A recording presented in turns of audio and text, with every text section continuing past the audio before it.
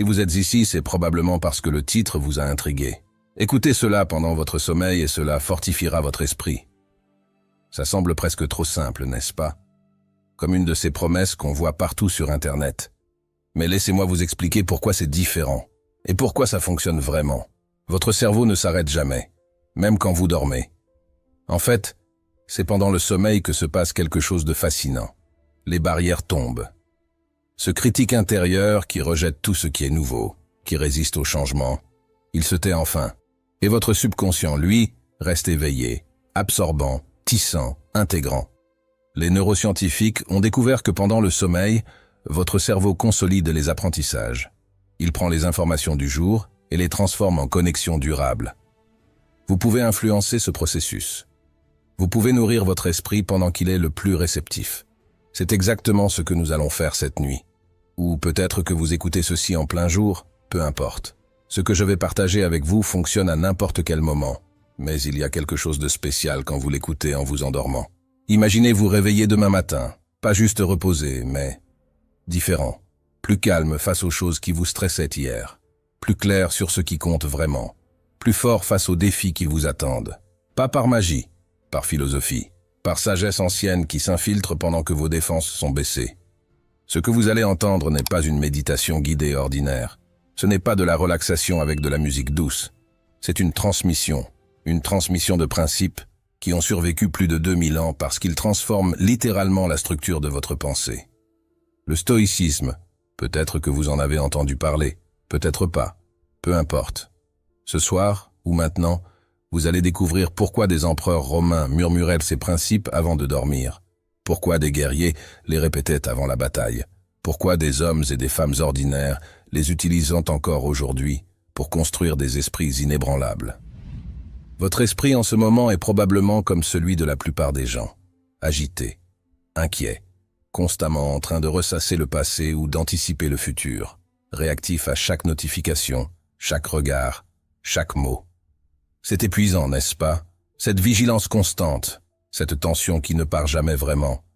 Et si je vous disais que cette agitation n'est pas nécessaire, qu'elle n'est pas câblée en dur dans votre cerveau, qu'elle est juste une habitude, et que les habitudes peuvent être changées, même pendant que vous dormez, surtout pendant que vous dormez. Au cours de ce voyage, et c'est un vrai voyage, pas une courte vidéo, parce que la vraie transformation prend du temps, nous allons explorer ensemble des vérités que votre esprit conscient pourrait rejeter s'il était pleinement éveillé. Des vérités sur le contrôle et l'absence de contrôle, sur la force qui vient du lâcher-prise, sur cette guerre silencieuse qui se passe dans votre tête entre qui vous êtes et qui vous pensez devoir être. Ne vous inquiétez pas si vous vous endormez pendant l'écoute, c'est le but. Votre subconscient continuera d'écouter. Il continuera d'absorber. Et petit à petit, nuit après nuit si vous revenez, ces idées vont s'enraciner. Pas comme des croyances qu'on vous impose, mais comme des outils que votre esprit peut utiliser. Marc Aurèle, l'empereur philosophe, écrivait ses pensées la nuit, juste avant de dormir. Il savait quelque chose que nous avons oublié dans notre monde moderne, hyper connecté. Les dernières pensées avant le sommeil sont les plus puissantes. Elles sont les graines que vous plantez dans le jardin de votre subconscient. Cette nuit, nous allons planter des graines différentes. Pas des inquiétudes sur demain, pas des regrets sur hier, mais de la sagesse, de la force, de la clarté. Certains d'entre vous écoutent ceci dans leur lit, prêts à dormir. Parfait. Installez-vous confortablement. Réglez le volume assez bas pour que ce soit comme un murmure. D'autres écoutent peut-être en marchant, en conduisant, en travaillant. C'est bien aussi. Ces mots fonctionnent à tout moment. Mais gardez cette vidéo. Revenez-y ce soir, ou demain soir. Laissez-la devenir votre rituel nocturne de fortification mentale. Parce que voici le secret que peu comprennent. Votre esprit est comme un muscle. Et comme tout muscle, il peut être renforcé. Mais contrairement aux muscles du corps, l'esprit se renforce mieux dans le repos que dans l'effort, dans l'absorption douce plutôt que dans la lutte. Ce que vous allez entendre va parfois vous sembler contre-intuitif. Votre esprit conscient pourrait résister, argumenter, douter. C'est normal, laissez-le faire, puis laissez-le partir, parce que ce n'est pas à votre esprit conscient que je parle vraiment. C'est à cette partie plus profonde de vous, celle qui sait déjà que quelque chose doit changer, celle qui vous a amené ici ce soir. Alors que nous commençons ce voyage ensemble, sachez ceci, vous n'avez rien à faire. Pas d'efforts à fournir, pas de notes à prendre, juste écouter, ou même pas. Juste être présent pendant que ces mots anciens font leur travail moderne. Si vous vous réveillez demain et que vous vous sentez différent, même subtilement, revenez demain soir, et la nuit suivante. Faites-en votre secret, votre avantage invisible.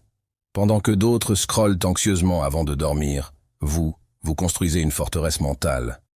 Prêt à fortifier votre esprit? Alors fermons les yeux, même si ce n'est que métaphoriquement, et commençons par comprendre quelque chose de fondamental. La bataille la plus importante de votre vie ne se passe pas à l'extérieur.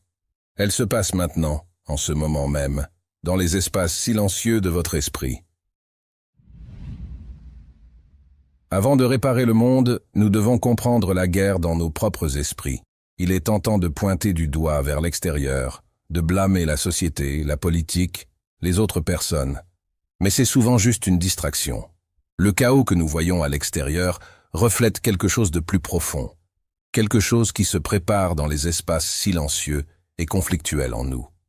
Nous le portons dans nos pensées, nos humeurs, notre défilement agité et nos nuits sans sommeil. Et pourtant, la plupart d'entre nous ne s'arrêtent jamais assez longtemps pour regarder à l'intérieur. Nous nous déplaçons rapidement, en espérant que l'élan noiera le bruit. Mais ce n'est pas le cas. Cela l'enterre juste. Carl Jung a dit un jour, « Vos visions ne deviendront claires que lorsque vous pourrez regarder dans votre propre cœur. Qui regarde à l'extérieur rêve, qui regarde à l'intérieur s'éveille. » Ce n'est pas seulement poétique, c'est pratique. Parce que les luttes auxquelles nous faisons face, procrastination, envie, colère, insécurité, ne sont pas aléatoires. Elles surgissent de schémas qui vivent en nous, façonnés au fil du temps par l'expérience, le traumatisme et les croyances. Et si nous ne les amenons pas à la lumière, ils nous contrôleront tranquillement. Non par la force, mais par la familiarité. Ils guideront nos choix, limiteront nos risques, et nous feront vivre la même année encore et encore, en l'appelant une vie. La plupart des gens ne veulent pas entendre cela. Il est beaucoup plus facile de croire que le problème vient de quelqu'un d'autre. Que si nous pouvions juste obtenir la promotion, trouver le partenaire parfait ou faire taire ce critique, nous serions enfin en paix. Mais la paix n'est pas passive. Elle n'arrive pas comme une livraison. C'est quelque chose que nous construisons pièce par pièce grâce à la compréhension, grâce à l'honnêteté. Et ce voyage commence toujours là où cela fait le plus mal, à l'intérieur. Pensez à combien de fois nous portons un conflit intérieur. Vous dites que vous voulez être confiant, mais vous vous rétractez chaque fois qu'on vous voit. Vous voulez une connexion, mais vous repoussez les gens dès qu'ils se rapprochent. Vous aspirez à un but, mais passez des heures à éviter vos propres pensées. Pourquoi? Parce que l'esprit n'est pas une force unifiée. C'est un champ de bataille. Platon comparait autrefois l'âme à un char tiré par 2 chevaux, l'un noble, l'autre sauvage. L'un tire vers la raison et la vertu, l'autre vers l'impulsion et le chaos. Et le conducteur du char, c'est vous, essayant de diriger les deux. La plupart du temps, nous ne tenons même pas les rênes. Le cheval noble murmure discipline, intégrité et croissance à long terme. Le sauvage exige confort, distraction et soulagement immédiat. Et les deux font partie de vous. La guerre n'est pas de détruire un côté. Il s'agit d'apprendre à les guider tous les deux. C'est le travail intérieur, le travail profond. Non pas se réparer comme une machine cassée, mais se comprendre comme une histoire à plusieurs niveaux. Et chaque histoire a besoin de vérité, de dure vérité, comme la réalisation que beaucoup de ce que nous poursuivons n'est pas vraiment nôtre. C'est hérité, absorbé, conditionné. On nous dit qui être avant même d'avoir la chance de demander qui nous sommes. Alors nous jouons des rôles, bon élève, adulte responsable, joueur d'équipe, et quelque part en cours de route, nous perdons la trace du vrai soi en dessous. Non pas la version organisée, non pas l'image, mais la personne désordonnée, curieuse, blessée et pleine d'espoir derrière le masque. Aristote croyait que se connaître soi-même est le début de toute sagesse. Mais comment faire cela quand notre attention est constamment tirée vers l'extérieur, quand le silence ressemble à une pression et que l'agitation est normale? Nous avons créé un monde où la stimulation est sans fin, mais la réflexion est rare. Et cela a un coût. Nous devenons étrangers à nous-mêmes. Nous reconnaissons nos selfies, mais pas nos ombres. Et pourtant, ces ombres comptent parce qu'elles ne sont pas mauvaises. Elles sont blessées. Carl Jung l'appelait l'ombre. Les parties de nous-mêmes que nous rejetons, supprimons ou nions. Non pas parce qu'elles sont mauvaises, mais parce que nous les craignons. La colère que nous enterrons, la jalousie que nous cachons, la tristesse que nous n'exprimons jamais. Tout est stocké dans l'ombre, et jusqu'à ce que nous la confrontions, elle nous contrôle depuis l'obscurité. Non pas ouvertement, mais subtilement dans nos réactions, dans nos déclencheurs, dans les histoires que nous racontons sur les autres, des histoires qui sont souvent des miroirs de nos propres peurs. Comprendre cette guerre, c'est réaliser que la conscience de soi n'est pas un luxe. C'est une responsabilité. Parce que quand vous ne connaissez pas votre propre esprit, vous êtes à sa merci. Il vous convaincra de choses qui ne sont pas vraies. Il rejouera de vieilles douleurs comme si elles se produisaient maintenant. Il projettera vos blessures sur les autres et l'appellera justice. Et le pire de tout, il vous gardera occupé, très occupé, à faire des choses qui semblent urgentes, mais vous laissent vide. Socrate a dit un jour, « La vie non examinée ne vaut pas la peine d'être vécue. » Des mots durs peut-être, mais ce qu'il voulait dire n'était pas que vous deviez devenir philosophe. Il voulait dire que la vie sans réflexion devient répétition. Et la répétition sans compréhension mène au regret. Vous vous réveillez des années plus tard en vous demandant comment vous êtes arrivé ici, pourquoi vous êtes fatigué tout le temps, pourquoi rien ne vous satisfait longtemps. C'est le danger d'ignorer la guerre intérieure. Cela n'affecte pas seulement votre humeur, cela façonne toute votre direction. Quand vous ne faites pas face à vos peurs, vous organisez votre vie autour d'elles. Vous dites non aux opportunités non pas parce qu'elles sont mauvaises, mais parce qu'elles vous font sentir exposé. Vous restez dans une douleur familière parce qu'elle est moins effrayante qu'une liberté inconnue. Et pendant tout ce temps, vous vous dites que vous êtes prudent, logique, réaliste. Mais en réalité, vous avez juste peur. Et c'est normal, la peur fait partie de l'être humain. Mais le courage aussi. Et le courage n'est pas bruyant. Il est silencieux. C'est le moment où vous vous asseyez enfin avec vos pensées, au lieu de fuir. La décision de vous demander « Pourquoi est-ce que je ressens vraiment cela ?» au lieu de l'engourdir avec un écran. C'est l'effort quotidien de choisir la présence plutôt que la distraction, l'honnêteté plutôt que le confort, la croissance plutôt que l'ego. Nous vivons à une époque où le développement personnel est partout. Et pourtant, la vraie compréhension de soi est rare. Il y a une différence entre consommer de la sagesse et la vivre, entre connaître les bonnes citations et pratiquer les habitudes difficiles. Parce que la perspicacité sans intégration n'est que du bruit. Vous pouvez lire tous les livres, suivre tous les gourous et être toujours en guerre à l'intérieur. Ce qui vous change n'est pas l'information, c'est l'attention. L'attention focalisée et patiente à votre propre vie intérieure. Et dans cette attention, vous commencez à voir des schémas. Vous remarquez comment votre ton change quand vous vous sentez menacé, comment vous rejetez les compliments, comment vous rejouez cette erreur d'il y a 5 ans, comme si elle s'était produite hier. Vous commencez à relier les points entre votre comportement présent et vos blessures passées, et c'est alors que quelque chose de puissant se produit. La compassion. Non pas le genre moelleux, mais une vraie compassion ancrée pour vous-même. Non pas parce que tout ce que vous avez fait était juste, mais parce que tout ce que vous avez fait venait de quelque part. De la peur, de l'amour, de la confusion, d'essayer de votre mieux avec les outils que vous aviez à l'époque. Et quand vous commencez à vous comprendre de cette façon, la guerre s'adoucit, le jugement se calme, et vous arrêtez de devoir tant vous battre. C'est le paradoxe. Plus vous vous acceptez, plus vous grandissez. Parce que la croissance ne vient pas de la honte, elle vient de la conscience, de voir clairement, non de condamner aveuglément. Et cette clarté vous donne le choix. Vous pouvez répondre au lieu de réagir. Vous pouvez faire une pause au lieu de spiraler. Vous pouvez choisir vos valeurs plutôt que vos impulsions. Non pas parce que quelqu'un vous l'a dit, mais parce que vous savez qui vous êtes et ce que vous défendez. Et c'est là que vit le vrai pouvoir, non pas dans le contrôle des autres, non pas dans la domination, mais dans la souveraineté, la capacité de gouverner votre propre esprit, d'être le conducteur du char, pas le cavalier traîné, de reconnaître quand vos anciens schémas se lèvent et de choisir différemment quand même. C'est la liberté. Non pas l'absence de lutte, mais la présence de conscience en son sein. Il est facile d'oublier que nous sommes des êtres en couche, que nous portons différentes voix à l'intérieur. Certaines anciennes, certaines nouvelles, certaines bruyantes, certaines silencieuses. Et elles ne sont pas toujours d'accord. C'est normal. L'harmonie ne signifie pas l'uniformité. Cela signifie apprendre à écouter, comment guider le cœur intérieur au lieu de le faire taire. Parce que chaque partie de vous a quelque chose à dire, même la partie en colère, même la partie triste, surtout la partie blessée. Ce ne sont pas vos ennemis, ce sont vos signaux. des signaux que vous avez traversé quelque chose, que vous vous êtes profondément soucié, que vous avez aspiré à plus. Et quand vous leur donnez enfin une place à la table, non pas pour contrôler mais pour être entendu, vous cessez d'être un étranger à vous-même. Vous devenez une maison, pas parfaite, mais vraie. Et de cet endroit, quelque chose change.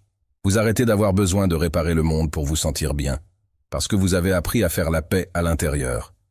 Cela ne signifie pas que vous arrêtez de vous soucier de l'injustice ou du changement. Mais cela signifie que vos actions viennent de la clarté, non de la réactivité, de l'alignement, non de la compensation. Vous n'essayez plus de sauver les autres juste pour éviter de vous sauver vous-même. Le monde aura toujours ses batailles, mais la plus importante, celle qui façonne la façon dont vous vous présentez dans chaque relation, chaque choix, chaque moment, est celle à l'intérieur. Gagnez celle-là et tout le reste commence à s'aligner. Non pas instantanément, non pas parfaitement, mais de manière significative. Donc la prochaine fois que vous vous sentez agité, en colère, engourdi ou perdu, faites une pause. Non pas pour échapper, mais pour regarder à l'intérieur. Non pas pour vous résoudre, mais pour vous comprendre. Parce que peut-être que la vraie bataille n'a jamais été là-bas. Peut-être qu'elle a toujours été ici, silencieuse, constante, et attendant votre attention. Quelle part de votre anxiété vient d'essayer de contrôler l'incontrôlable? Cette tension silencieuse dans votre poitrine, ce tourbillon sans fin de pensées la nuit, quelle part est causée par votre esprit s'accrochant à des choses qu'il n'était jamais censé tenir? Nous vérifions nos téléphones de manière obsessionnelle. Rafraîchissons nos boîtes de réception. Nous inquiétons de ce que les autres pensent. Planifions pour un avenir que nous ne pouvons pas prédire. Et rejouons le passé comme si nous pouvions en quelque sorte le réécrire. Tout au nom du contrôle. Tout dans l'espoir que si nous pouvons juste tenir toutes les ficelles assez serrées, rien ne s'effondrera. Mais les choses s'effondrent quand même. La vérité est que la vie n'attend pas que vous soyez prêts. Elle bouge de manière imprévisible, désordonnée, parfois cruelle, et souvent sans votre permission. Et quelque part en cours de route, nous avons commencé à croire que si nous pouvions juste être plus intelligents, plus rapides, mieux préparés, nous finirions par prendre de l'avance. Nous déjouerions enfin le chaos. Mais cette poursuite est épuisante. Elle vous use lentement, vous convainquant que vous échouez, non pas parce que vous l'êtes, mais parce que vous avez entrepris une tâche que personne ne peut accomplir. Socrate a dit « Il est le plus riche qui se contente du moins », car le contentement est la richesse de la nature. Et si ce contentement commençait non pas avec plus d'efforts, mais avec moins de résistance, avec la compréhension de ce qui est à vous de tenir et de ce qui ne l'est pas, la météo, l'économie, l'opinion de quelqu'un d'autre sur vous, le résultat de chaque risque que vous prenez. Ce n'est pas votre domaine. Et pourtant, nous essayons de les micro-gérer comme des machines fragiles. Quand elles nous échappent, nous avons l'impression d'avoir échoué. Mais ce n'est pas un échec. C'est une friction entre ce que nous souhaitons contrôler et ce que nous contrôlons réellement. Il y a une sorte de paix qui vient avec l'acceptation des limites. Non pas le genre passif qui abandonne, mais le genre fort et ancré qui connaît la différence entre le pouvoir et la pression, entre ce dont vous êtes responsable et ce que vous expérimentez simplement. La responsabilité, la vraie responsabilité, ne signifie pas contrôler les résultats. Cela signifie posséder votre réponse, votre attitude, votre effort, votre intégrité. Tout le reste est de la météo. Carl Jung a dit un jour « Je ne suis pas ce qui m'est arrivé, je suis ce que je choisis de devenir ». Ce choix, ce petit espace entre le stimulus et la réponse, c'est là que vit votre vrai pouvoir. Non pas en forçant la vie à se plier à votre volonté, mais en façonnant la façon dont vous la traversez. Non pas en vous obsédant sur des choses au-delà de vous, mais en maîtrisant ce qui commence en vous. Pensez au poids que vous portez, qui ne vous appartient pas. Les humeurs des autres, leurs décisions, leurs mots. Vous rejouez des conversations. Essayez de lire entre les lignes. Imaginez ce que vous auriez pu dire différemment, mais ces moments sont partis. Vous ne pouvez pas y rentrer. Vous ne pouvez pas les réviser. Et pourtant votre esprit s'y accroche, comme s'il pouvait offrir quelque chose de nouveau. Ils ne le feront pas. Ce qu'ils offrent est une leçon, pas une laisse. Apprenez-la et laissez-la partir. Parce que le contrôle n'est pas toujours une question de domination. Parfois, le contrôle est d'apprendre à relâcher. Lâchez l'illusion que si vous pensez assez fort ou essayez assez longtemps, vous pouvez garantir un résultat parfait. La vie ne traite pas en garantie. Elle traite en saison, en cycle, en mystère. Platon comparait autrefois l'âme humaine à une ville. Et comme toute ville, il y a des zones que nous gérons et celles que nous ne gérons pas. Mais quand nous confondons les limites, quand nous essayons de patrouiller des rues qui ne nous appartiennent pas, le chaos se propage. Nous devenons surmenés, distraits, désorientés. Et puis nous nous demandons pourquoi nous nous sentons anxieux, pourquoi nous ne pouvons pas dormir, pourquoi rien ne semble suffisant. Parce que quand vous êtes étiré trop mince entre ce que vous pouvez faire et ce que vous souhaitez pouvoir contrôler, vous perdez le moment présent. Et c'est le seul endroit où quelque chose se passe réellement. Le passé est un souvenir. L'avenir est une idée, mais votre respiration, vos actions, vos mots, ceux-ci vivent ici. Maintenant. Aristote enseignait que se connaître soi-même est le début de toute sagesse. Mais se connaître signifie aussi connaître ses limites. Cela signifie être honnête sur ce qui est à vous de porter et ce qui ne l'a jamais été. Tout ce qui traverse votre esprit ne mérite pas votre énergie. Tout inconfort n'a pas besoin d'une solution. Certaines choses ont juste besoin d'être observées, ressenties, autorisées à passer comme une tempête sur la mer. Il est tentant de penser que la paix vient quand tout à l'extérieur est calme, quand l'horaire s'éclaircit, quand le travail est sûr, quand les gens vous comprennent enfin. Mais la paix n'est pas quelque chose que vous attendez. C'est quelque chose que vous créez par la clarté. La clarté sur ce que vous êtes ici pour faire et ce que vous devez laisser être. C'est la ligne. Là où votre pouvoir se termine, votre paix commence. Mais comment trouvons-nous cette ligne quand on nous a appris à tout réparer? Dès le plus jeune âge, nous sommes récompensés pour prendre les choses en main, pour résoudre des problèmes, pour en faire plus. Alors, nous devenons des adultes qui pensent que l'effort égale le contrôle. Que si quelque chose ne va pas, cela doit signifier que nous n'essayons pas assez fort. Et donc, nous essayons plus fort, poussons plus, prenons des fardeaux qui ne sont même pas les nôtres. Nous intériorisons la croyance que l'inconfort signifie que quelque chose est cassé, que l'inquiétude est une sorte de boussole morale. Mais parfois l'inquiétude n'est que du bruit, une réaction, pas un signal, et tout n'a pas besoin d'être réparé. Certaines choses ont juste besoin d'être affrontées avec présence, avec patience, sans panique. Le philosophe Épictète, un stoïcien, croyait que certaines choses dépendent de nous et d'autres non. Cette idée simple détient un pouvoir immense. Elle nous rappelle que la sagesse ne signifie pas toujours savoir quoi faire. Parfois, cela signifie savoir quand s'arrêter, quand respirer, quand se rendre, non pas dans la faiblesse, mais dans la sagesse. Parce que se rendre n'est pas abandonner. C'est choisir de ne pas gaspiller votre énergie sur ce que vous ne pouvez pas changer. C'est tourner votre regard vers l'intérieur, vers le seul espace où un vrai changement est possible. Vos pensées, vos habitudes, votre caractère. C'est là que votre travail commence. Et c'est suffisant. Lâcher prise ne signifie pas se détacher de la vie. Cela signifie un engagement plus profond avec ce qui compte vraiment. Quand vous arrêtez d'essayer de tout contrôler, vous pouvez enfin vous concentrer sur ce que vous pouvez influencer. Votre ton dans cette conversation, la façon dont vous vous présentez pour quelqu'un que vous aimez, la discipline que vous apportez à vos objectifs, ce sont des choses réelles. Elles sont à vous et elles comptent. Plus vous vivez de cet endroit, plus vous commencez à remarquer le bruit s'estomper. Vous vous sentez moins tiré par l'urgence et plus enraciné dans la clarté. Vous arrêtez de poursuivre la perfection et commencez à pratiquer la présence. Vous commencez à voir combien de votre anxiété était un sous-produit d'énergie mal dirigée.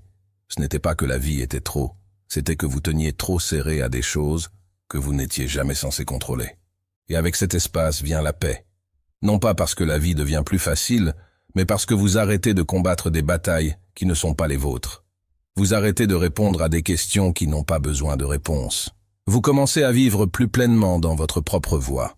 Et avec chaque choix, vous construisez une confiance tranquille. Non pas le genre qui a besoin de se prouver, mais le genre qui sait simplement. Vous savez où vous commencez et où le monde se termine. Vous savez quel fardeau tenir et lesquels libérer. Vous savez que la paix n'est pas passive. C'est une pratique, une qui commence à chaque fois par la conscience, en vous demandant « est-ce à moi de porter ?» Parce que toute émotion ne vous appartient pas. Toute attente n'est pas votre travail à satisfaire.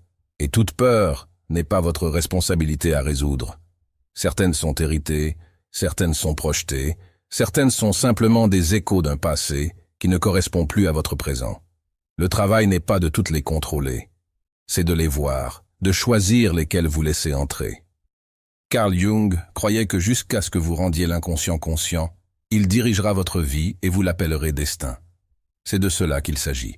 Non pas de réécrire le destin, mais de récupérer la paternité, non pas d'être soufflé par les vents de la vie, mais de devenir l'ancre dans la tempête. Et les tempêtes viendront, mais vous les affronterez différemment, non pas en tenant plus serré, mais en vous tenant plus grand. Non pas en essayant de prédire chaque vague, mais en faisant confiance à votre capacité à naviguer. Non pas avec peur, mais avec présence. Une présence construite sur des limites, sur la compréhension de ce qui est à vous et de ce qui ne l'est pas. C'est alors que la paix devient possible, non pas comme une évasion, mais comme une fondation. Vous arrêtez d'avoir besoin que tout aille dans votre sens. Vous arrêtez de craindre l'inconfort. Vous réalisez que vous pouvez gérer plus que vous ne le pensiez.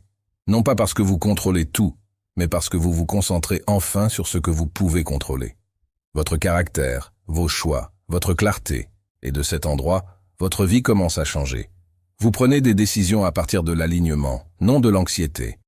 Vous vous connectez à partir de l'authenticité, non de l'obligation. Vous vous présentez à partir de la plénitude, non de la peur de manquer quelque chose. Et lentement, le bruit s'estompe. Les batailles intérieures se calment. La tension s'apaise. Non pas parce que le monde a changé, mais parce que vous avez changé. Vous avez compris où votre pouvoir se termine et où votre responsabilité commence. Vous avez arrêté de saisir ce que vous ne pouviez pas tenir. Et vous avez découvert que la paix que vous poursuiviez n'était jamais là-bas. Elle était toujours à l'intérieur, attendant que vous lâchiez prise, attendant que vous rentriez chez vous. Imaginez votre esprit comme une forteresse. Un endroit qui devrait vous protéger, vous abriter, vous donner de la clarté quand le monde extérieur devient trop bruyant. Mais qu'arrive-t-il quand cette forteresse n'a pas de mur? Ou pire, quand les murs s'effondrent, quand les pensées se précipitent sans filtre? Les émotions prennent d'assaut les portes, et la peur s'installe dans la salle du trône. Que faut-il vraiment pour construire ces murs mentaux? Ceux qui ne vous isolent pas, mais filtrent, qui ne ferment pas la vie, mais vous permettent de choisir ce qui reste. Cela commence par l'attention. Non pas le genre dispersé et surstimulé qui saute d'écran en écran, mais une attention profonde et délibérée. Le genre qui écoute. Parce que tout ce qui entre dans votre esprit commence par ce à quoi vous accordez votre attention. Chaque titre, chaque conversation, chaque peur ou espoir murmuré, vous les laissez entrer. La plupart du temps, pas consciemment. Et avec le temps, ils façonnent l'architecture de votre monde intérieur. Ce que vous croyez, ce que vous craignez, ce que vous désirez, tout vient de ce que vous avez laissé passer les portes. Carl Jung a dit un jour, « Vous êtes ce que vous faites, pas ce que vous dites que vous ferez. » La même chose s'applique à votre esprit. Vous êtes ce que vous laissez entrer de manière cohérente, pas ce que vous prétendez croire. Si vos pensées sont constamment anxieuses, si votre concentration est toujours fracturée, si votre voix intérieure est pleine de critiques, cela vaut la peine de demander qui a construit ces murs. Et vous servent-ils toujours? Parce que les murs ne sont pas toujours protecteurs. Parfois, ils sont construits à partir de la peur, façonnés par de vieilles blessures. Parfois, ils gardent non seulement le chaos, mais aussi la connexion. Donc construire une forteresse ne signifie pas devenir rigide ou fermé. Cela signifie devenir discernant, sage. Cela signifie choisir ce qui obtient votre énergie et ce qui ne l'obtient pas. Platon croyait que la première et la plus grande victoire est de se conquérir soi-même. Non pas de la manière agressive et forcée dont nous pensons souvent à la conquête, mais de la manière calme et durable qui nécessite patience et honnêteté envers soi-même. La capacité de faire une pause avant de réagir, de s'asseoir avec l'inconfort au lieu de fuir, de dire non à ce qui tente et oui à ce qui renforce même quand c'est le choix le plus difficile. Ce sont les briques mentales que nous construisons avec clarté, discipline, humilité. Et chaque fois que nous faisons un choix aligné avec elles, les murs deviennent plus forts, non pas plus hauts, non pas plus épais, mais plus intelligents, plus raffinés. Parce qu'il ne s'agit pas de fermer la vie, il s'agit de créer des limites qui vous permettent de rester ancrés dans la vie, de faire face aux tempêtes sans être emportés par elles. Mais la plupart d'entre nous n'apprenons jamais cela. On nous apprend à résoudre des problèmes, pas à filtrer les entrées. Nous sommes récompensés pour la vitesse, pas pour la réflexion. Et dans cette précipitation, l'esprit devient un marché, bruyant, bondé, désordonné, tout le monde criant pour votre attention. Et vous essayez de tous les écouter. Pas étonnant que vous vous sentiez dépassé. Socrate a dit un jour, « Méfiez-vous de la stérilité d'une vie occupée. » Il comprenait quelque chose avec lequel nous luttons encore. Le bruit n'est pas du progrès. Le mouvement n'est pas de la croissance. Vous pouvez être occupé du matin au soir et être toujours perdu, surtout si votre esprit est ouvert à tout, mais ancré à rien. Ce n'est pas une forteresse, c'est une porte tournante. Alors comment commençons-nous à changer cela? Nous commençons par ce que nous consommons. Non seulement la nourriture ou les médias, mais les pensées, les croyances, les conversations. Parce que chaque mot que vous entendez, chaque image que vous faites défiler, chaque histoire que vous répétez, cela laisse une empreinte. Certains renforcent la peur, d'autres nourrissent l'insécurité. Quelques-uns peuvent vous renforcer, mais à moins que vous ne fassiez attention, ils se fondent tous ensemble en un flou anxieux. Et ce flou devient votre réalité. C'est là qu'intervient la pratique des limites mentales. Se demander, est-ce que cela mérite une place dans mon esprit? Non pas par jugement, mais par protection. Tout n'a pas besoin d'être traité. Toute opinion n'a pas d'importance. Toute crise n'a pas besoin de votre énergie émotionnelle. Ce n'est pas de l'apathie, c'est de la stratégie. C'est savoir que votre espace intérieur est limité, et vous voulez qu'il soit rempli de choses qui s'alignent avec la vérité, pas le bruit. Aristote a dit, « Nous sommes ce que nous faisons de manière répétée. » L'excellence n'est donc pas un acte mais une habitude. Il en va de même pour votre paysage mental. Vous ne construisez pas une forteresse en un jour. Vous la construisez avec de petits actes répétés. Choisir une promenade au lieu d'un défilement morbide, respirer au lieu de réagir, réfléchir au lieu de juger. Ce ne sont pas seulement des habitudes saines, c'est de l'architecture.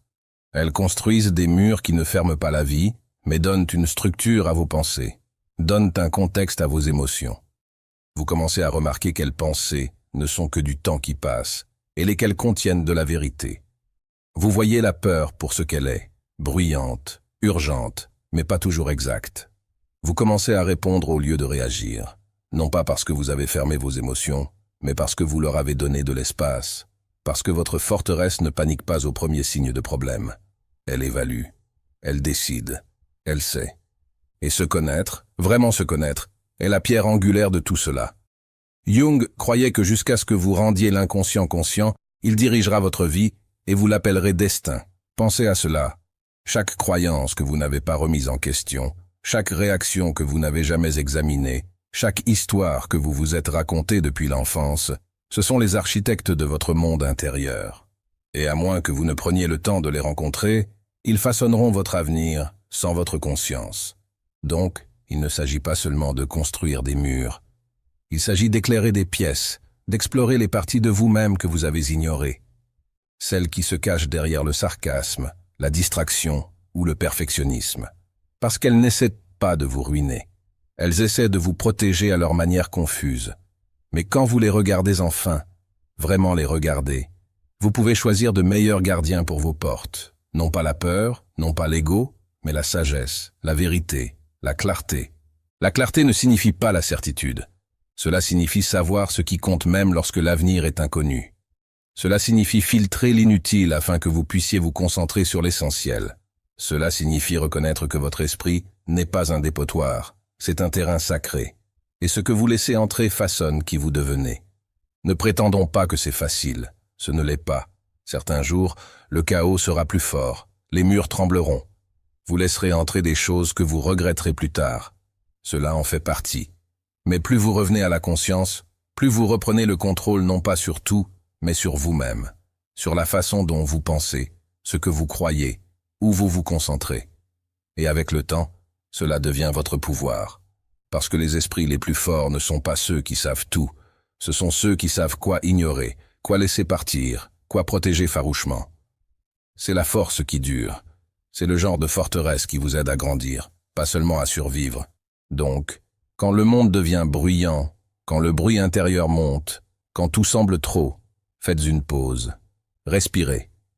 Rappelez-vous que tout ne mérite pas l'entrée. Toute pensée n'appartient pas à votre sanctuaire. Vous avez le choix à chaque instant, chaque jour, brique par brique. Comment lâcher prise sans se déconnecter? Est-il possible de se soucier profondément sans être émotionnellement asservi? Ce ne sont pas seulement des pensées passagères. Ce sont les questions silencieuses qui résonnent dans les moments de chagrin, de déception ou de responsabilité écrasante. Quand vous donnez tout à quelque chose, une relation, une cause, un rêve, et que cela vous échappe, il est difficile de ne pas se demander Comment puis-je garder mon cœur ouvert sans le laisser me briser? Parce que quelque part en cours de route, on nous a appris que se soucier signifie porter. Que si vous aimez quelqu'un, vous devez absorber sa douleur. Si vous êtes engagé dans quelque chose, vous devez vous attacher au résultat.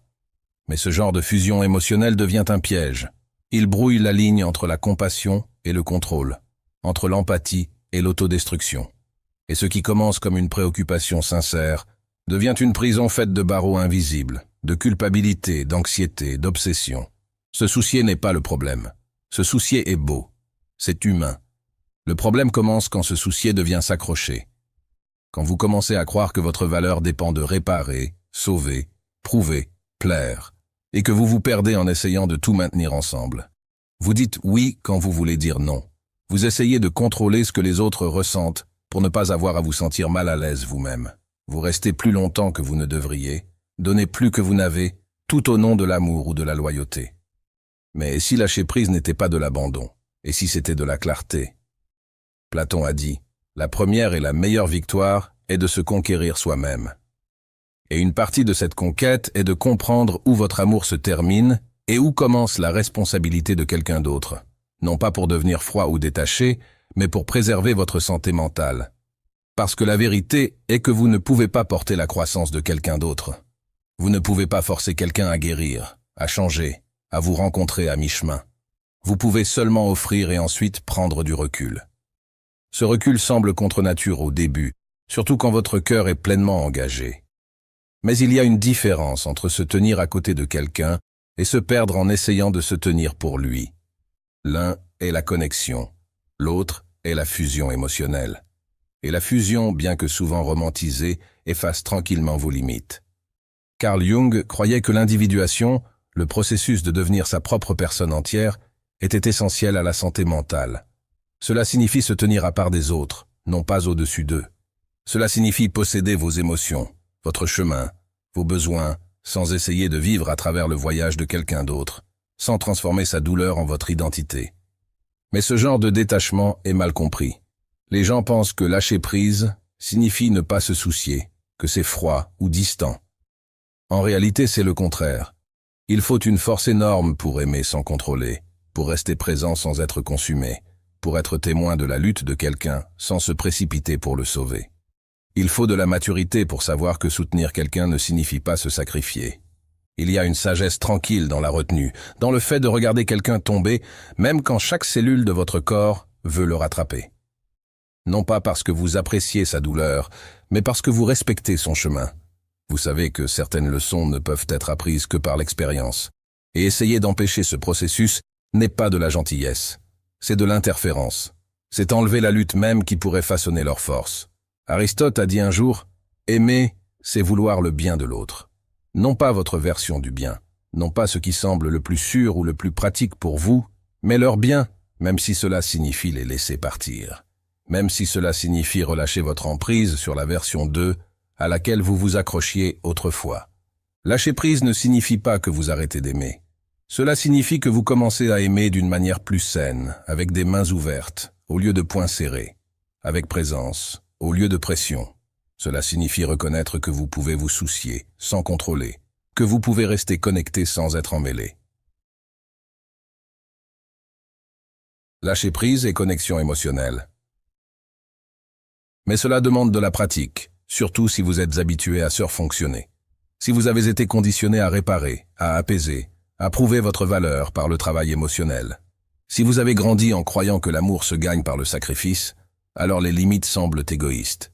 Dire « ce n'est pas à moi de porter » semble mal. Vous pouvez même confondre la culpabilité avec l'amour. Mais l'amour n'exige pas votre épuisement. Et la culpabilité n'est pas une boussole, c'est une blessure. Socrate croyait qu'une vie non examinée ne vaut pas la peine d'être vécue. Et quand il s'agit d'enchevêtrement émotionnel, la réflexion est la clé. Demandez-vous, est-ce de la compassion ou du contrôle? Est-ce que j'aide ou est-ce que j'essaie de me protéger de l'inconfort? Est-ce que je fais vraiment confiance au voyage de cette personne ou ai-je juste peur de lâcher prise de la version d'elle dont j'ai besoin qu'elle soit? Ces questions ne sont pas faciles, mais elles révèlent où vous vous accrochez trop fort. Et derrière chaque emprise serrée, il y a généralement de la peur. Peur de l'abandon, de ne pas être nécessaire, de devenir sans importance. Mais vous n'êtes pas votre rôle dans l'histoire de quelqu'un d'autre. Vous n'êtes pas seulement aussi précieux que le confort que vous fournissez. Quand vous commencez à démêler cela, vous commencez à voir la différence entre les soins sains et l'esclavage émotionnel. Vous arrêtez d'essayer de sauver les gens de leur processus. Vous réalisez que votre paix compte aussi, que vous ne pouvez pas vous présenter avec amour si vous vous présentez constamment sans limite. Et les limites, contrairement à la croyance populaire, ne sont pas des murs. Ce sont des portes avec des serrures. Elles disent « Je suis là, je me soucie, mais je ne m'abandonnerai pas pour le prouver ». Elles protègent votre énergie, votre clarté, votre identité. Et quand vos limites sont intactes, votre amour devient plus propre, plus calme. Il n'est plus emmêlé dans la peur, ou la culpabilité, ou l'attente. C'est juste de l'amour offert librement, libéré doucement. Carl Jung a écrit un jour « Rien n'a une influence psychologique plus forte sur leur environnement, et surtout sur leurs enfants que la vie non vécue du parent. » Et cela s'applique à toutes les relations. Quand vous abandonnez vos besoins, votre vérité, votre individualité pour le confort de quelqu'un d'autre, vous ne le servez pas. Vous le chargez de votre absence, avec le ressentiment silencieux qui se construit quand vous faites taire votre propre voix, trop longtemps. Lâcher prise sans se déconnecter, c'est se tenir dans votre pleine individualité tout en restant ouvert. C'est dire « je t'aime, mais je ne me perdrai pas ». C'est savoir que la connexion ne nécessite pas d'emmêlement. Que la vraie présence n'est pas une question de fusion. Il s'agit de témoigner pleinement, respectueusement, sans essayer de réécrire le récit de quelqu'un avec votre propre stylo. Cela demande de la force émotionnelle et de la patience et de la confiance, non seulement dans les autres, mais en vous-même. Confiance que vous pouvez survivre à la déception, que vous pouvez faire face à des sentiments inconfortables, sans essayer de les réparer, que votre estime de soi ne monte et ne descend pas selon le degré de besoin que vous avez. Quand vous commencez à faire confiance à cela, vous arrêtez d'essayer de micro-gérer chaque expérience émotionnelle. Et quand l'envie de réparer se présente, comme elle le fera, vous faites une pause. Vous respirez. Vous vous rappelez qu'aimer quelqu'un signifie aussi faire confiance à ses ressources intérieures, sa capacité à naviguer dans la douleur, à faire des erreurs, à grandir, même si c'est plus lent que vous ne le souhaiteriez, même si cela semble différent de ce que vous aviez imaginé. Lâcher prise devient un acte de foi, non d'abandon. Une déclaration que vous croyez en plus que votre propre peur, que vous croyez en l'intelligence naturelle de la vie, au timing, aux conséquences qui enseignent, à l'amour qui n'étouffe pas. Vous apprenez à tenir l'espace, pas à prendre le relais, à dire « je suis là », sans dire « laisse-moi réparer ça ». Vous apprenez à ressentir sans être dirigé par le sentiment, à pleurer sans s'effondrer, à partir sans fermer votre cœur. Et quand vous aimez comme ça, quelque chose de beau se produit. Vous commencez à recevoir de l'amour en retour, qui est basé sur le respect mutuel, non sur la dépendance mutuelle. Vous commencez à trouver des relations où vous ne jouez pas, ne prouvez pas ou ne prétendez pas. Juste être pleinement honnêtement. Ce genre d'amour ne vous enchaîne pas. Il vous libère. Il permet aux deux personnes de respirer, d'évoluer, de faire des erreurs sans la peur constante de l'effondrement émotionnel. Il crée de l'espace pour l'honnêteté, parce qu'aucune personne ne marche sur des œufs, craignant que l'autre ne se brise. Alors oui, il est possible de se soucier profondément sans être émotionnellement asservi, mais seulement quand vous aimez d'un endroit ancré, quand vous arrêtez d'utiliser les soins comme monnaie d'approbation, quand vous arrêtez de confondre proximité avec contrôle, et vous saurez que vous y arrivez. Non pas parce que vous ne ressentez rien, mais parce que vos sentiments ne vous possèdent pas, parce que vous pouvez regarder quelqu'un lutter sans spiraler, parce que vous pouvez offrir de l'amour sans demande, parce que vous pouvez enfin dire « je compte aussi » et le croire. L'objectif n'est pas le détachement, c'est le discernement, le genre qui vient de savoir qui vous êtes, ce que vous valorisez, et où vous vous terminez, et où quelqu'un d'autre commence. C'est comme ça que vous lâchez prise sans vous lâcher vous-même. C'est comme ça que vous aimez sans perdre votre paix. Et c'est comme ça que vous traversez la vie, ouvert, ancré et libre. Avant le jugement, il y a la perception. Et avant la perception, la conscience. C'est le chemin que chaque pensée parcourt avant de se transformer en croyance. Mais la plupart du temps, nous sautons complètement la conscience. Nous sautons directement aux conclusions, supposant que nous avons vu clairement alors qu'en réalité nous n'avons fait que réagir. Ce n'est pas que nous avons tort exprès, c'est que nous sommes rarement assez immobiles pour voir clairement du tout. Le monde bouge vite. l'esprit aussi. Et dans cette précipitation, nous formons des impressions, rapides, automatiques et souvent invisibles pour nous. Nous confondons ces impressions avec la vérité. Mais et si ce que nous voyons n'est pas le monde lui-même, mais une version filtrée de celui-ci, filtrée par la peur, le désir, la mémoire, l'attente. Platon l'a bien décrit dans son allégorie de la caverne. Nous sommes assis face aux ombres sur un mur, les prenant pour la réalité. Ce que nous appelons vérité n'est peut-être que la projection de nos propres habitudes internes. Donc nous jugeons non pas à partir de la clarté, mais du conditionnement. Nous jugeons les gens en fonction des rôles que nous leur assignons. Nous nous jugeons à travers le prisme des échecs passés ou des idéaux non atteints. Mais le jugement n'est pas l'ennemi. C'est ce qui se passe avant le jugement qui compte. Parce qu'une fois que vous avez vu quelque chose à travers une lentille déformée, chaque pensée qui suit se pliera avec elle. C'est pourquoi la conscience est si importante. C'est la seule façon d'interrompre la chaîne avant que la perception ne se durcisse en opinion. Carl Jung a dit un jour, « Jusqu'à ce que vous rendiez l'inconscient conscient, il dirigera votre vie et vous l'appellerez destin. » Cela inclut la façon dont vous voyez le monde. Si on vous a dit pendant des années que vous n'êtes pas assez, votre perception tordra tout pour le confirmer. Si vous avez vécu dans la peur, vous lirez le danger dans chaque silence. Vous regarderez la vie à travers la vieille douleur et l'appellerez réalisme. Mais est-ce vraiment la vérité ou juste la familiarité? La conscience ne vient pas en forçant la clarté. Elle vient de la présence, de l'effort tranquille de remarquer sans réagir, de regarder une pensée monter et la laisser passer au lieu de s'y accrocher ou de la repousser. Cela semble simple, mais c'est difficile. L'esprit aime le mouvement. Il veut des réponses, pas des questions. Il veut la certitude, pas l'ambiguïté. Mais la vraie conscience vit dans cet espace avant que l'esprit ne se précipite pour expliquer.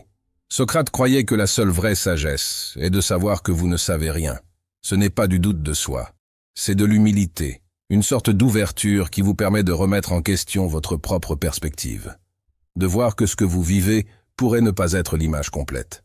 Cela pourrait même ne pas en être la moitié. Et dans cette pause, vous faites de la place pour quelque chose de puissant. La curiosité. La curiosité est la conscience en mouvement. Elle ne suppose pas, elle explore. Elle demande « qu'est-ce que cela pourrait signifier d'autre ?» au lieu de déclarer « voici ce que cela signifie ». Et ce changement, bien que subtil, change tout. Au lieu de réagir par habitude, vous commencez à répondre à partir de la perspicacité. Vous commencez à remarquer l'écart entre ce qui se passe et ce que vous vous dites sur ce qui se passe. Et dans cet écart, la liberté commence. Parce que la perception est un miroir. Et les miroirs ne nous montrent pas toujours ce qui est là. Ils nous montrent ce que nous sommes prêts à voir. Si votre esprit est rempli de jugement, vous trouverez des défauts partout. Si votre cœur est lourd de comparaison, vous verrez le succès des autres comme votre échec. Si vous êtes coincé dans le ressentiment, même la gentillesse peut sembler suspecte. Mais changez votre monde intérieur, et le monde extérieur commence à changer. C'est pourquoi la conscience doit venir avant la perception. Parce que la perception est façonnée par l'état de votre être. Aristote a dit, c'est la marque d'un esprit éduqué de pouvoir considérer une pensée sans l'accepter. C'est l'essence de la conscience. Pouvoir tenir de l'espace pour différentes possibilités sans se précipiter pour s'identifier à l'une d'entre elles. Laissez la pensée exister et laissez-la passer si elle ne sert pas à la vérité. Mais combien de fois faisons-nous une pause pour demander si notre perception est exacte? La plupart d'entre nous vivons en pilote automatique. Nous entendons un ton de voix et décidons que quelqu'un est en colère. Nous voyons un regard et supposons que nous sommes jugés. Nous nous souvenons d'une vieille blessure et interprétons le présent à travers elle. Le cerveau est efficace. Il aime les raccourcis. Mais la conscience ne concerne pas la vitesse.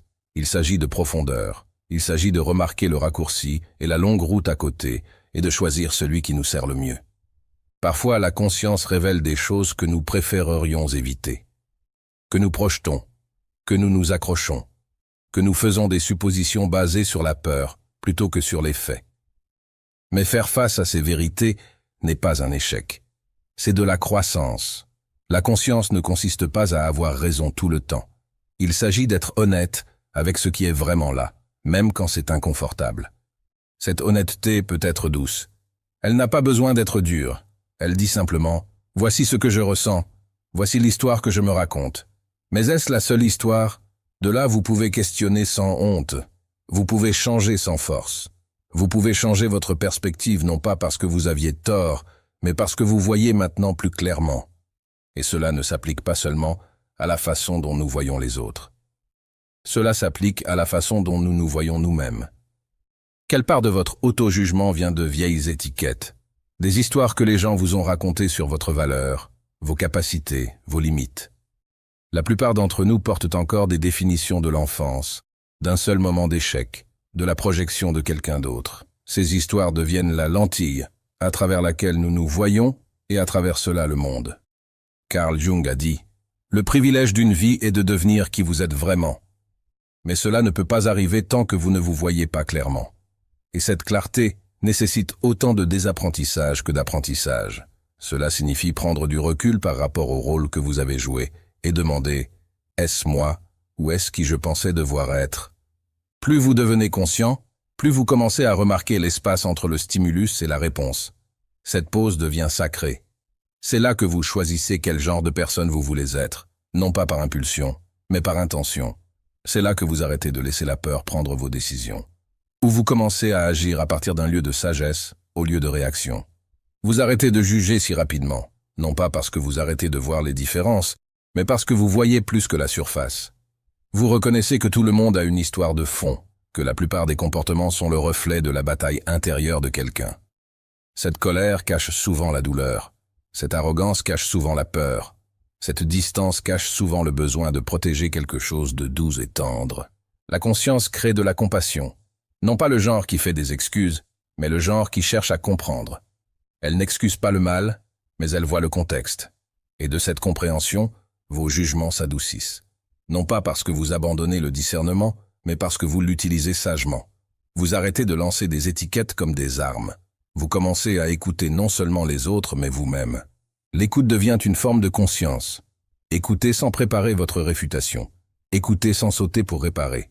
Écoutez ce qui est sous les mots. La plupart des gens ne demandent pas de réponse. Ils demandent à être vus, mais vous ne pouvez pas les voir si votre esprit est plein de suppositions. Et vous ne pouvez pas vous entendre si vous essayez toujours de corriger ce que vous ressentez. La perception s'aiguise quand vous devenez immobile, non pas vide, mais alerte. Quand vous tombez dans le moment sans chercher quelque chose à contrôler, quand vous arrêtez de raconter votre expérience et commencez à en être témoin, même juste pour une respiration, même juste pour un battement. Et dans cette immobilité, vous commencez à expérimenter la réalité, non pas comme vous la craignez ou souhaitez qu'elle soit, mais comme elle est réellement. C'est là que la paix commence. Parce que la plupart des souffrances ne viennent pas de ce qui est, elles viennent de ce que nous nous disons sur ce qui est. L'anxiété qui se construit non pas à partir du moment lui-même, mais de notre futur imaginé. La honte qui s'accroche non pas à l'événement, mais à l'histoire que nous y avons attachée. Quand la conscience épluche les couches supplémentaires, ce qui reste est rarement aussi terrifiant que nous le craignons, même dans le chagrin, même dans l'échec, même dans la douleur. Quand vous rencontrez ces choses avec une pure conscience, vous trouvez quelque chose de stable, un sol sous la tempête, une clarté qui n'a pas besoin d'engourdir ou de s'échapper. Elle voit simplement. Et en voyant, elle permet à la guérison de commencer. Alors peut-être que la vraie question n'est pas pouvez-vous arrêter de juger, mais pouvez-vous voir clairement avant de juger? Pouvez-vous faire une pause avant de réagir? Pouvez-vous être conscient de la lentille à travers laquelle vous regardez? C'est la pratique, non pas la perfection, non pas l'illumination, juste remarquer. Et ce fait de remarquer fait quotidiennement, doucement, patiemment commence à tout changer. Vous arrêtez d'être prisonnier de vos premières impressions. Vous arrêtez de vivre dans les projections de votre passé. Vous commencez à vous déplacer dans le monde avec plus de compréhension, plus de choix, plus de paix. Parce que la perception n'est pas fixe.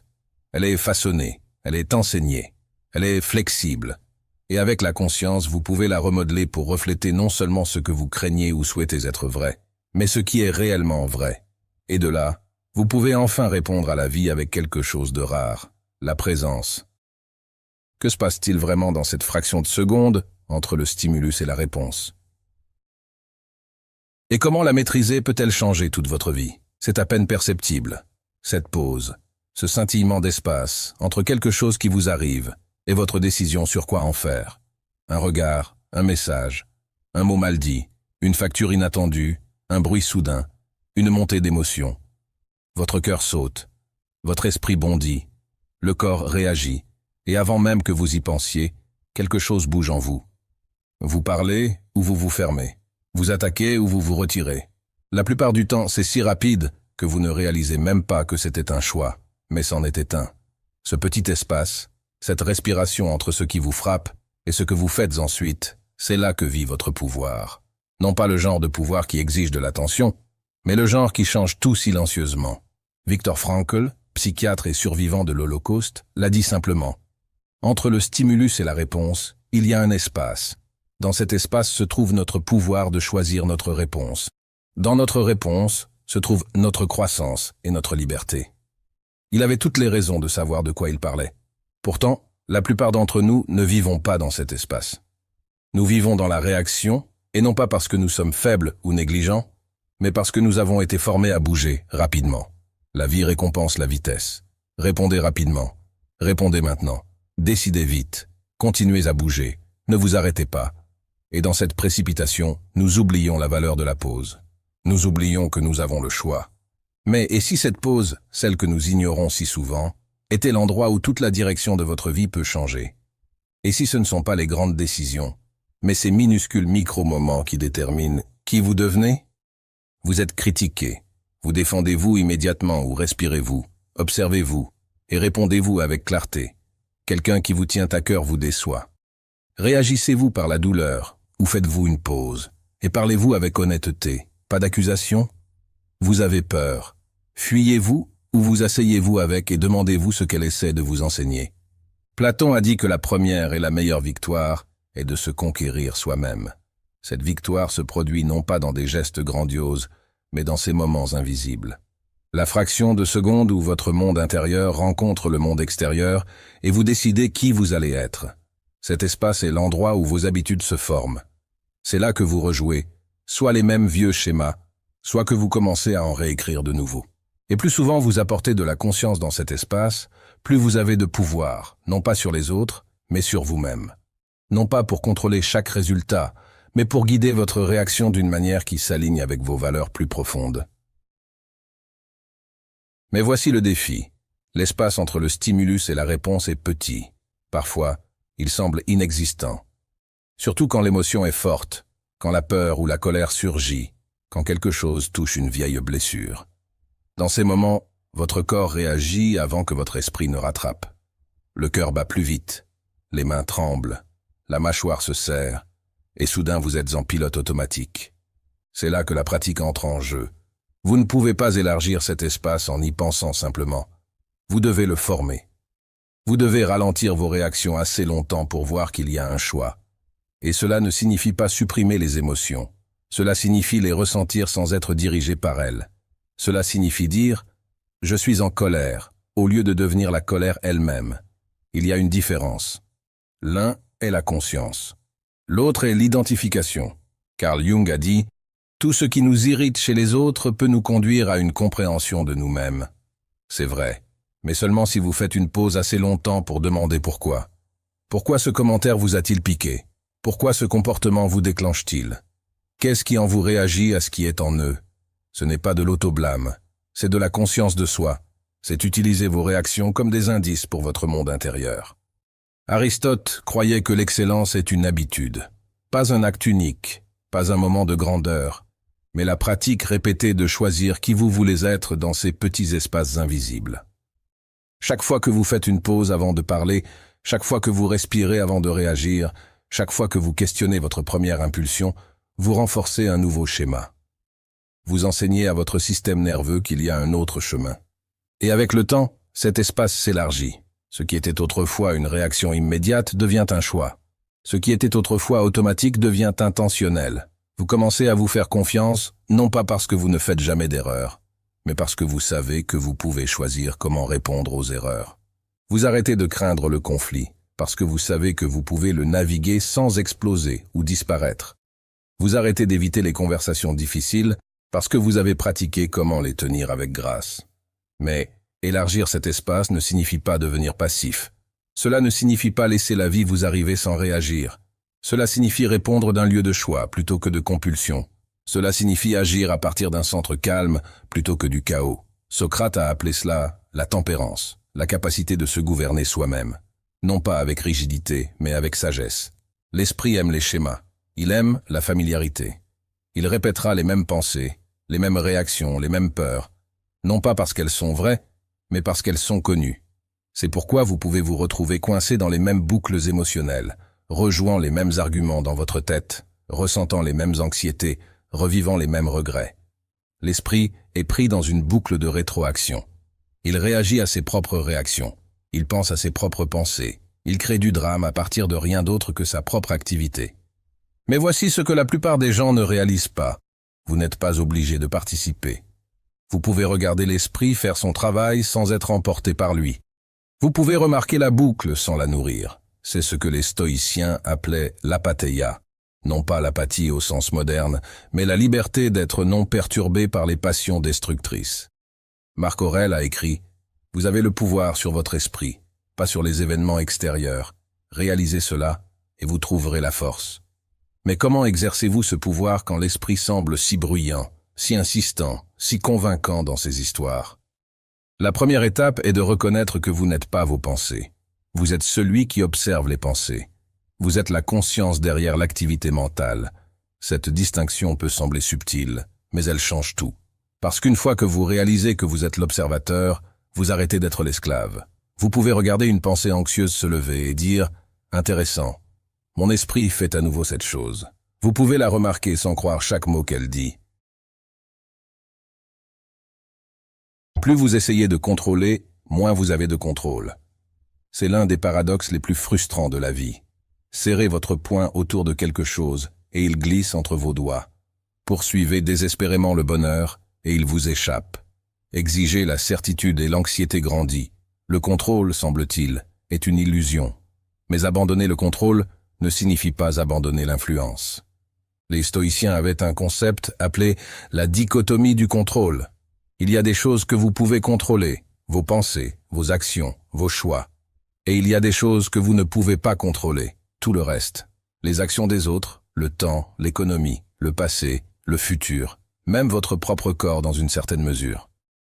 La sagesse vient de savoir la différence et de concentrer votre énergie uniquement sur ce qui est dans votre sphère d'influence.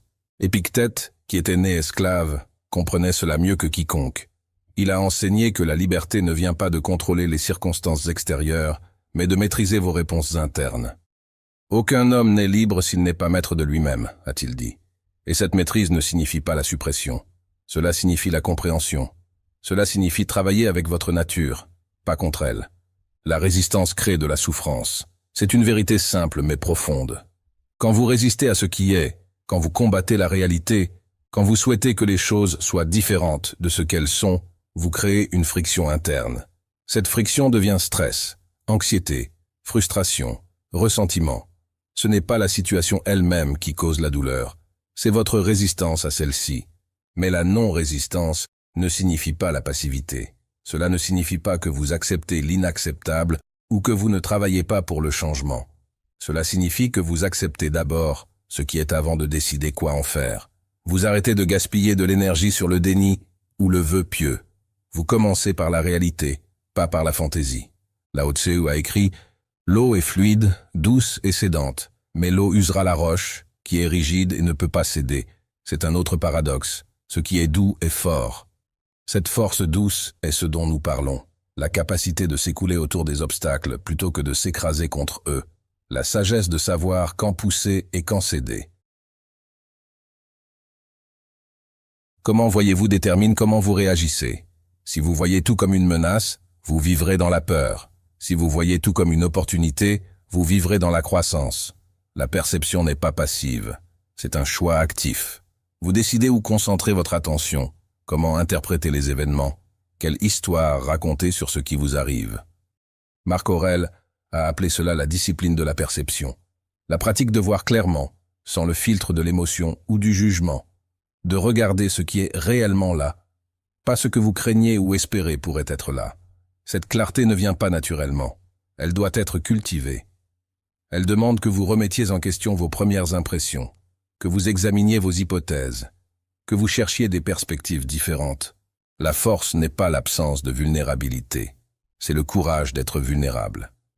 d'admettre quand vous avez tort, de demander de l'aide quand vous en avez besoin, de montrer vos vraies émotions, même quand elles ne sont pas polies ou pratiques. Cette sorte de courage est plus difficile que l'endurance physique. Elle demande que vous abandonniez l'armure, que vous arrêtiez de prétendre, que vous soyez vu tel que vous êtes réellement. Brené Brown dit « La vulnérabilité n'est pas gagner ou perdre. C'est avoir le courage de se montrer et d'être vu quand nous n'avons aucun contrôle sur le résultat. C'est l'essence du courage stoïque. Non pas l'absence de peur, mais l'action malgré la peur.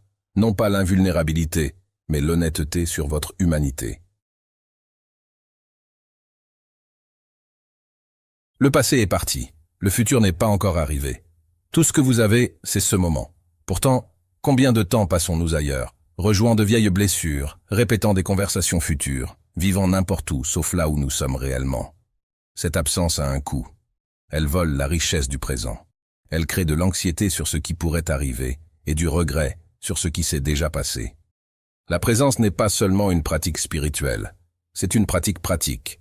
Quand vous êtes présent, vous prenez de meilleures décisions. Vous remarquez plus. Vous réagissez moins. Vous voyez les opportunités que l'anxiété cache. Vous entendez ce que les gens disent réellement, pas ce que vous craignez qu'ils pourraient dire. Vous vivez votre vie réelle, pas celle imaginée dans votre tête. Sénèque a écrit « Chaque nouveau commencement vient de la fin d'un autre commencement. C'est la nature du temps. Il coule, il change, il ne s'arrête pas. Et vous pouvez soit couler avec lui, soit vous épuiser en essayant de le retenir. La présence est l'art de couler, de laisser chaque moment être ce qu'il est sans essayer de le prolonger ou de l'éviter. Mais la présence n'est pas passive, elle est active. Elle demande que vous choisissiez, encore et encore, de revenir au maintenant. Chaque fois que votre esprit s'éloigne vers le passé ou le futur, vous le ramenez doucement. Non pas avec force, mais avec patience. Comme entraîner un chiot. Il va s'éloigner, c'est sa nature. Mais vous continuez à le rappeler, doucement, fermement, avec gentillesse. Et dans cette pratique, quelque chose change. Le bruit commence à s'estomper, l'urgence constante se calme. Vous commencez à voir que la plupart de ce qui vous inquiète n'arrive jamais, et la plupart de ce qui vous blesse est déjà parti. Tout ce qui reste, c'est ce moment. Et dans ce moment, vous avez tout ce dont vous avez besoin. Pas pour toujours, mais pour maintenant. Et maintenant est tout ce que vous avez vraiment. Qui êtes-vous quand il n'y a personne à impressionner? Rien à prouver et seulement vos actions pour vous définir. C'est une question confrontante. La plupart des gens passent toute leur vie sans jamais vraiment s'arrêter pour la poser. Et même quand ils le font, ils glissent rapidement vers quelque chose de plus confortable. Parce que l'honnêteté de cette question révèle à quel point nous jouons, combien nous portons de masques, combien d'énergie nous dépensons à maintenir une image. Mais qui êtes-vous vraiment en dessous? Quand les lumières s'éteignent, quand le public part, quand vous êtes seul avec vos pensées, c'est là que vit le vrai soi. Non pas dans la performance, mais dans le silence. Non pas dans l'approbation, mais dans l'authenticité. Et rencontrer ce soi demande du courage, parce qu'il pourrait ne pas être qui vous prétendez être. Il pourrait être plus blessé, plus effrayé, plus en colère que vous ne voulez l'admettre. Mais il pourrait aussi être plus sage, plus fort, plus aimant que vous ne vous le permettez de croire. Socrate a dit « Connais-toi toi-même », pas « impressionne les autres », pas « prouve ta valeur », juste connais-toi. Parce que sans cette connaissance, vous vivez la vie de quelqu'un d'autre. Vous poursuivez des objectifs qui ne sont pas les vôtres. Vous portez des fardeaux qui ne vous appartiennent pas. Vous mesurez le succès par des normes que vous n'avez jamais choisies. Carl Jung croyait que nous portons tous une persona, un masque que nous montrons au monde. Ce n'est pas nécessairement malhonnête, c'est adaptatif. Cela nous aide à naviguer dans les situations sociales, à nous intégrer, à fonctionner. Mais quand la persona devient tout ce que vous êtes, quand vous oubliez qu'il y a un visage en dessous, vous vous perdez. Vous devenez l'acteur qui ne peut jamais quitter la scène. Et l'épuisement qui vient de cette performance constante est réel. C'est pourquoi tant de gens se sentent vides, même quand leur vie semble pleine.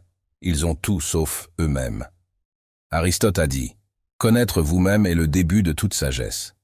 Mais se connaître signifie être prêt à voir les parties que vous préféreriez cacher, l'envie que vous niez, la colère que vous supprimez, la tristesse que vous engourdissez.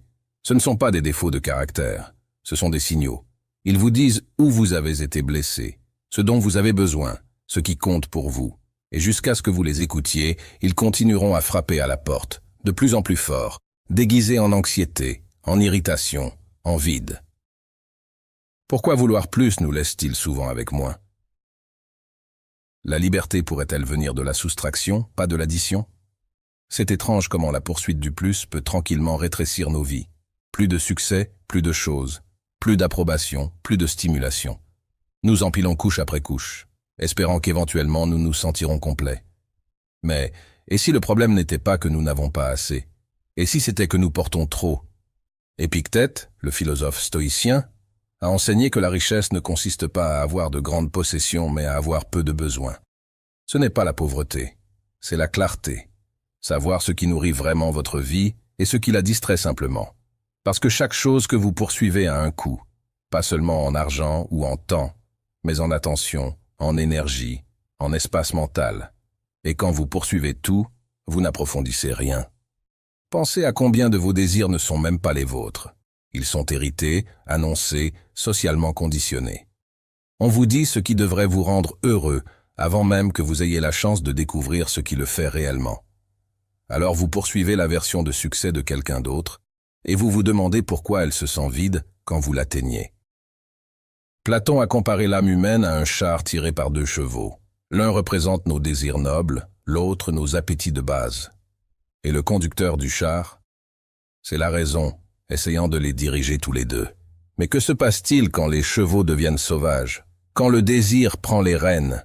Vous êtes tiré dans toutes les directions, épuisé par le mouvement constant, mais n'allant nulle part de significatif. C'est là que la soustraction devient puissante, non pas la privation, mais le discernement. Demandez, est-ce que cela ajoute à ma vie ou est-ce que cela en distrait? Pas seulement avec les possessions, mais avec les engagements, les relations, les habitudes, même les pensées. Parce que certaines choses qui semblent productives sont en réalité des distractions déguisées. Et certaines choses qui semblent simples détiennent la clé de tout. Marcus Aurelius a écrit « Très peu est nécessaire pour faire une vie heureuse. Tout est en vous, dans votre façon de penser. » Il ne disait pas que les circonstances extérieures ne comptent pas. Il disait qu'elles ne sont pas le fondement. Le fondement est interne. C'est votre capacité à trouver du sens, à créer de la paix, à choisir votre perspective indépendamment de ce qui vous entoure. Mais nous l'avons inversé. Nous pensons que nous serons heureux quand nous aurons plus. Plus d'argent, plus de reconnaissance, plus de sécurité. Et donc, nous accumulons. Non seulement des choses, mais des identités, des réalisations, des options. Nous gardons toutes les portes ouvertes, craignant que s'engager dans une signifie manquer les autres. Mais vivre avec chaque porte ouverte, c'est ne jamais vraiment entrer dans aucune pièce. C'est vivre dans le couloir, toujours entre les choses, jamais pleinement nulle part. Carl Jung a dit, « La chose la plus terrifiante est de s'accepter complètement, parce que l'acceptation signifie reconnaître vos limites. Cela signifie dire, c'est qui je suis, c'est ce que je peux porter, c'est ce qui compte pour moi, et tout le reste, vous le laissez partir. Non pas dans la défaite, mais dans la concentration. Non pas dans la résignation, mais dans la résolution. La liberté par la soustraction signifie que vous arrêtez d'essayer d'être tout. Vous arrêtez de dire oui par obligation ou par peur. Vous commencez à protéger votre temps comme la ressource limitée qu'il est. Vous traitez votre attention comme sacrée. Vous reconnaissez que chaque oui à une chose est un non à autre chose. Et vous choisissez en conséquence. Mais cela demande du courage, parce que dire non signifie décevoir les gens. Cela signifie risquer leur désapprobation. Cela signifie admettre que vous ne pouvez pas tout faire, être partout, plaire à tout le monde. Et dans une culture qui glorifie l'activité, choisir la simplicité peut sembler être un échec. Mais ce n'est pas le cas. C'est de la sagesse. Socrate croyait que la vie non examinée ne vaut pas la peine d'être vécue. Mais l'examen ne consiste pas seulement à ajouter la conscience de soi. Il s'agit aussi de soustraire l'inutile. De désencombrer non seulement votre espace mais votre esprit. De libérer les vieilles histoires, les relations épuisées, les habitudes qui vous maintiennent petits. C'est un processus d'élagage. Et comme tout jardinier le sait, l'élagage n'est pas une punition. C'est ce qui permet la croissance. Aristote a enseigné que la vertu se trouve dans le juste milieu, l'équilibre entre les extrêmes. Ni trop ni trop peu. Mais trouver ce milieu nécessite une expérimentation. Cela signifie remarquer quand vous êtes surchargé et faire marche arrière.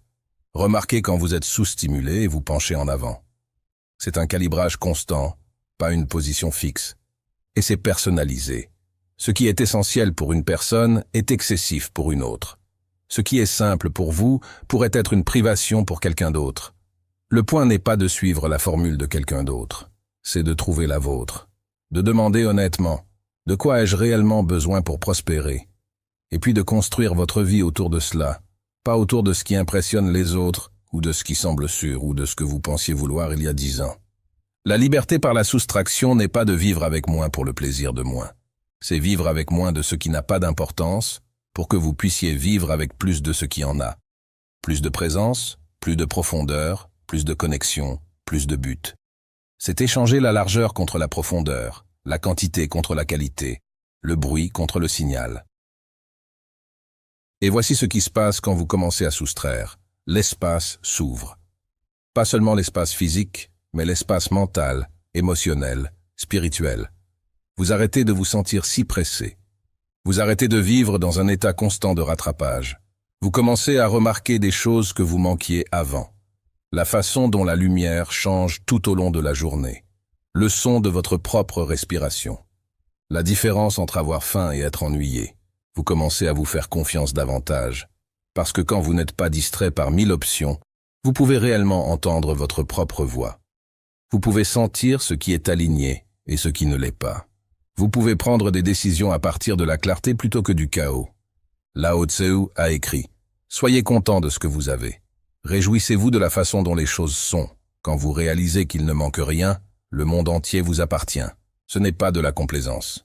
C'est de la suffisance. Reconnaître que vous avez assez, que vous êtes assez maintenant, tel que vous êtes. Et de cet endroit de suffisance, vous pouvez choisir quoi ajouter, non par manque, mais par intention. Donc, peut-être que la vraie question n'est pas « Comment puis-je obtenir plus ?» mais « De quoi puis-je me passer? Qu'est-ce qui encombre ma vie? Qu'est-ce qui draine mon énergie sans la reconstituer? Qu'est-ce que je porte qui n'a jamais été à moi de porter? » Les réponses pourraient vous surprendre. Ce pourrait être une relation que vous avez dépassée. Une croyance qui vous a gardé en sécurité, mais vous garde maintenant coincé. Une habitude qui était autrefois un mécanisme d'adaptation, mais qui est maintenant une cage. Un rêve qui appartenait à une version antérieure de vous. Ou peut-être juste le besoin constant d'en faire plus, d'être plus, de prouver plus. Libérer ces choses n'est pas une perte, c'est une libération. C'est faire de la place pour ce qui veut émerger. Pour la personne que vous devenez quand vous arrêtez d'essayer d'être tout le monde. Pour la vie que vous créez quand vous arrêtez de vivre selon le scénario de quelqu'un d'autre. Et voici le paradoxe final. Quand vous voulez moins, vous recevez plus. Plus de paix, plus de clarté, plus de joie. Non pas parce que l'univers vous récompense pour votre retenue, mais parce que vous n'êtes plus divisé. Vous n'êtes plus dispersé dans 100 directions. Vous êtes entier, concentré, présent. Et de cet endroit, même les choses simples deviennent riches. Un repas devient une méditation. Une conversation devient une connexion. Un moment devient suffisant. C'est la liberté qui vient de la soustraction, non pas vide, mais spacieuse. Non pas privée, mais distillée. Non pas moins que, mais essentielle. Et une fois que vous la goûtez, vous réalisez que c'est ce que vous cherchiez tout le temps. Non pas plus de choses pour remplir le vide, mais moins de choses pour révéler la plénitude qui était déjà là. La sagesse finale. Le stoïcisme n'est pas une philosophie de suppression ou de détachement froid. C'est une philosophie de clarté, de force et de liberté intérieure. Il nous enseigne que bien que nous ne puissions pas contrôler le monde extérieur, nous avons un pouvoir immense sur notre monde intérieur. Et c'est là, dans cet espace intérieur, que nous trouvons notre vraie souveraineté. Les anciens stoïciens, Marcus Aurelius, Épictète, Sénèque, n'étaient pas des hommes qui vivaient à l'écart du monde. C'étaient des empereurs, des esclaves, des conseillers. Ils ont fait face à la guerre, à la perte, à la trahison, à la maladie. Mais ils ont trouvé, au milieu du chaos, un moyen de rester ancrés, non pas en niant la difficulté, mais en choisissant leur réponse à celle-ci. Vous avez le pouvoir sur votre esprit, pas sur les événements extérieurs, a écrit Marcus Aurelius. Réalisez cela, et vous trouverez la force. Cette force n'est pas de l'invincibilité, c'est de la résilience. C'est la capacité de se plier sans se briser, de s'adapter sans perdre votre essence, de faire face à l'adversité sans devenir amer. Le chemin stoïque n'est pas facile. Il demande une honnêteté constante avec soi-même. Il demande que vous examiniez vos réactions, que vous remettiez en question vos hypothèses, que vous preniez la responsabilité de votre propre esprit. Mais en retour, il offre quelque chose de rare, la paix qui ne dépend pas des circonstances. Cette paix ne signifie pas que vous ne ressentez rien. Les stoïciens ressentaient profondément. Ils aimaient, ils pleuraient, ils espéraient, mais ils ne laissaient pas leurs émotions les tyranniser. Ils ont appris à tenir l'espace pour les sentiments sans être gouvernés par eux, à ressentir la peur sans devenir lâche, à ressentir la colère sans devenir cruel, à ressentir la tristesse sans devenir désespéré. C'est la maîtrise que le stoïcisme offre, non pas la maîtrise sur les autres ou sur les événements, mais la maîtrise de soi. Et dans cette maîtrise se trouve la liberté d'agir selon vos valeurs, même sous pression, la liberté de rester calme dans le chaos, la liberté d'aimer sans attachement, de travailler sans anxiété, de vivre sans peur constante. Épictète a dit « Aucun homme n'est libre s'il n'est pas maître de lui-même ». Cette maîtrise n'est pas construite en un jour. Elle est construite en moments, en choix, en petites victoires sur vos propres impulsions. Chaque fois que vous faites une pause avant de réagir, chaque fois que vous choisissez la vertu plutôt que la facilité, chaque fois que vous acceptez ce que vous ne pouvez pas changer et changez ce que vous pouvez. Le stoïcisme nous rappelle que la vie est courte, imprévisible et précieuse, que nous n'avons aucune garantie sauf ce moment, et que la façon dont nous choisissons de vivre ce moment détermine qui nous sommes. Non pas nos circonstances, non pas notre passé, non pas nos peurs, nos choix. Chaque nouveau commencement vient de la fin d'un autre commencement, a écrit Sénèque. Cette vidéo touche à sa fin, mais votre voyage ne fait que commencer. Le chemin du stoïcisme n'est pas une destination, c'est une pratique quotidienne de conscience, de courage et de sagesse. Les outils sont simples. Faites la distinction entre ce que vous pouvez contrôler et ce que vous ne pouvez pas. Concentrez-vous sur votre caractère plutôt que sur votre réputation. Acceptez ce qui est tout en travaillant pour ce qui pourrait être. Trouvez la liberté dans la discipline. Cherchez la sagesse dans l'adversité. Vivez comme si chaque jour était à la fois votre premier et votre dernier. Mais simple ne signifie pas facile. Il faut du courage pour vivre de cette façon, pour faire face à vos propres pensées, pour prendre la responsabilité de votre vie, pour arrêter de blâmer et commencer à construire, pour lâcher ce que vous ne pouvez pas contrôler et embrasser pleinement ce que vous pouvez. Pourtant, c'est un courage qui en vaut la peine, parce qu'à l'autre bout se trouve quelque chose de précieux, une vie vécue en alignement, une vie où vos actions correspondent à vos valeurs, où votre paix intérieure ne dépend pas de l'approbation extérieure, où vous pouvez faire face à tout ce qui vient avec grâce, force et sagesse. C'est la promesse du stoïcisme. Non pas une vie sans défis, mais une vie sans être vaincu par eux. Non pas une vie sans émotion, mais une vie où l'émotion vous informe plutôt que de vous contrôler. Non pas une vie parfaite, mais une vie pleinement vécue. Alors que vous avancez à partir d'ici, souvenez-vous, le stoïcisme n'est pas quelque chose que vous apprenez une fois. C'est quelque chose que vous pratiquez quotidiennement, dans vos réactions, dans vos choix, dans les moments tranquilles où personne ne regarde. C'est là que le vrai travail se fait. C'est là que vous construisez la forteresse de votre esprit. Le monde continuera d'être chaotique. Les gens continueront d'être imprévisibles. La vie continuera d'être incertaine. Mais vous pouvez être stable. Non pas rigide, mais enraciné. Non pas sans émotion, mais non gouverné par elle. Non pas parfait, mais présent. C'est le cadeau que les stoïciens nous ont laissé. Un chemin à travers le chaos. Une façon de vivre avec force et grâce. Une philosophie non pas d'évasion, mais d'engagement. D'affronter la vie pleinement, honnêtement, courageusement. Alors allez-y, vivez, faites des erreurs, apprenez, grandissez, tombez et relevez-vous. Mais à travers tout cela, souvenez-vous, vous avez en vous tout ce dont vous avez besoin. La sagesse pour voir clairement, le courage d'agir avec vertu, la force d'endurer ce qui vient, la paix qui vient de l'acceptation. C'est le stoïcisme, c'est votre pouvoir, c'est votre chemin. Utilisez-le bien.